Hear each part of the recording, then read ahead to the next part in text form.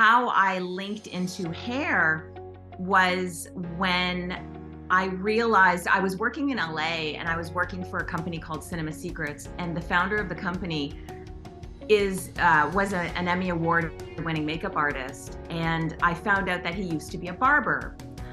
And he said to me, he pulled me aside one day and he said, where do you see yourself in 5 years? And I was maybe 18, 19 years old, and I said I wanted to do movies and makeup and special effects makeup. And he said to me, if you get your hairdressing license, your cosmetology license, you will be able to market yourself better. You will have more skills in your tool belt.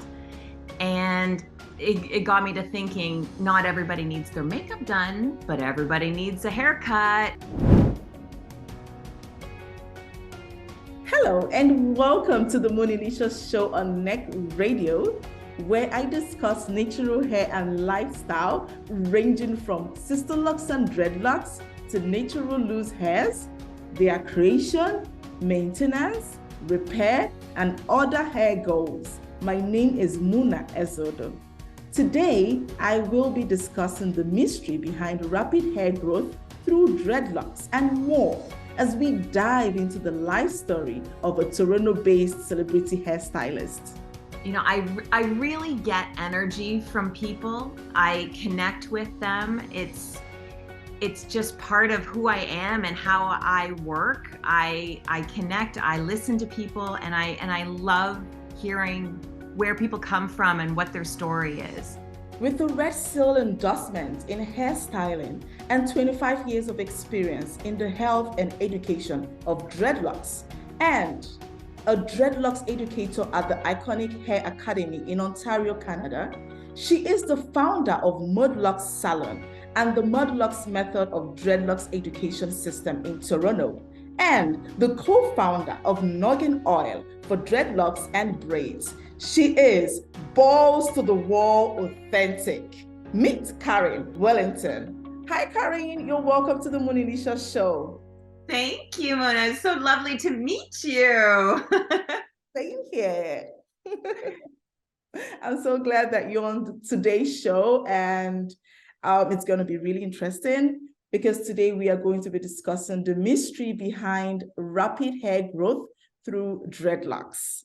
Are you ready for the conversation? I am very ready for the conversation. All right. So from having a career as a makeup artist to becoming a world-renowned expert in the care and maintenance of dreadlocks, how has your growth been in the industry these past 25 years of practice? I love this question because a lot of people don't know that I started out as a makeup artist, and really my love for visual art, I have an art background. I went to an art school. So I became a makeup artist for the combination of being social while doing art on a human body as a canvas. And where I did my apprenticeship, there was a woman, a hairstylist in the salon, who wanted to start her own lock journey, and Caucasian woman, and she had permed curly hair. And so all the hairstylists were in on her hair, starting out. Nobody knew what they were doing. And then when it came time to maintaining her hair, fixing it at the roots, the other hairstylists were like, gone. They didn't want to do it. And I was one of the apprentices, and she says, come on over here and help me work on my hair. And, when I worked on her hair as an artist, it was a medium. This is the medium I'm working with.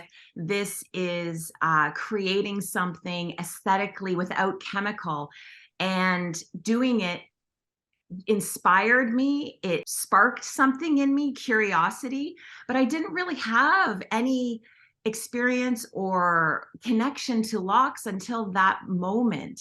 And that was what was the next catalyst into offering dreadlocks and doing it as a service. Mm-hmm. That's the beginning. Wow, yeah. Interesting.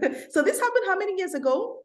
Oh dear. Well, I was an apprentice 97 to 99, got my license in 99. Interesting. Mm-hmm. All right. So you launched your website on the 1st of February, 2016, and you had 6,800 followers on Instagram that year. Fast forward to 2020, your account grew to 25,000 followers, and you were also booked for 2 groundbreaking presentations at the Allied Beauty Association trade show in Toronto. Then, COVID-19 pandemic hits the world. How did the rise of the pandemic affect your fast-growing business at that time? Well, in 2016, I started Modlocks, which was my third brand. And it was really a new perspective on how I was going to show up in the industry as a loctician.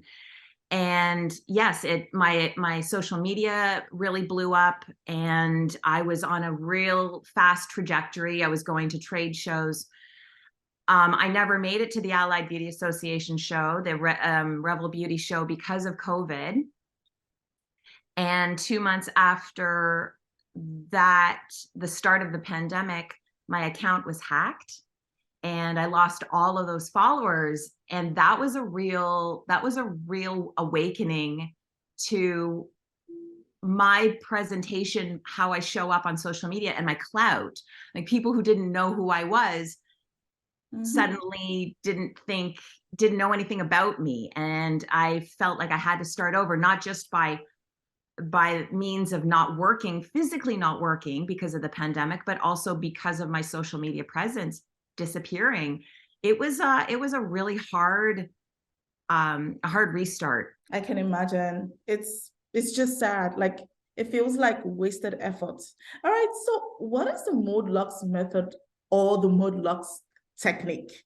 I started out figuring things out, problem solving, well before YouTube, well before social media. And it's just been the progression of problem solving and creating techniques that other people were doing in some capacity in other parts of the world. Like in Thailand, they were using a crochet hook and doing what essentially I was doing. And I'm still creating new tools and new ideas because, like everything in the world, we are moving forward. You can't stay stagnant in anything. You'll just be put into the past. So the Modlocks method is really a hybrid of things that I learned, tools that I have, techniques that I know work.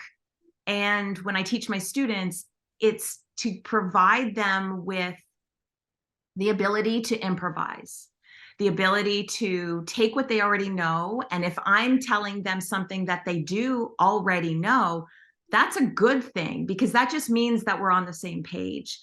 And if it's something they don't know, they can choose to utilize that information, put it in their back pocket, and bring it out another time. But at least that information is out there. And that's really what the new way of learning is all about. It's collaboration. What is the mystery behind rapid hair growth through dreadlocks? So, little known fact, our hair doesn't grow faster in locks. What happens is our hair sheds and it's essentially stuck in the hair. So when there is a lock or a braid, I call that a constriction, which means that the hair that sheds has nowhere to fall out. And so it accumulates. And essentially what locks are doing is they are connecting shed hair and linking all the way down the length of the lock. So you can have infinite length, and those hairs might be connecting, which is also why they can have breakage and weak spots, because those hairs are moving in a micro level that you might not see to the naked eye. And I call that nature's haircut. But people always are curious, like, how come somebody can have really long locks, but then when they take them out, their hair only grows to their shoulders or mid back? And that's the reason, is that it's the hair that's linked together, which I think is pretty symbiotic in a way, that everything is connected. That is true. That's true. Okay, so is this unique to like a particular race? I think that there's still some misinformation around all of that. And I don't think it's really, we're talking about the culture. We're talking specifically more about the texture of hair, right? We're talking about whether it's straight, kinky, curly, coily, wavy. And then to take it a step further, we're talking about hair that's fine, very thin, fine texture versus coarse, wiry texture. And all hair locks, it's just about having that constriction at the root to start, how the hair is starting to mat together, to bind together. And the more texture, kink, coil that there is in the hair, the more it works onto itself to mat more naturally, more quickly. With people who have textured hair, kinky, coily, there are benefits to that texture as well. And I really feel that embracing what you have, because there is beauty in all textures of hair, and all textures are represented by all colors of skin, all races around the world. You can find straight hair and black skin and vice versa. And so we're not talking about culture. We're not talking about color of skin. We are talking about texture of hair. And that is the narrative that I'm trying to share with people. Okay, so are there particular things one can do to induce growth of their dreadlocks? Yeah, there are definitely a lot of factors to consider. Some things, diet, weather, stress, internal elements, external elements. There are people that will hydrate their scalp in order to facilitate healthier growth. Some people prefer to use particular products or not use products. Everybody has a different answer to that question, to the lifelong problem of how do I get my hair to be healthier? And the answer really is independent of the human, of the individual person, and what you're fueling your body with, and what is your stress environment externally. And that can also change. Your age, as you get older, you move into different not lifestyle, but your body is behaving differently. Your hair is changing. Pregnancy for women and menopause, we don't even talk about that yet. And for men, as they age, right, when their hair is starting to thin, if I actually had the solid answer to hair growth and the prevention of hair loss, I'd probably be a billionaire.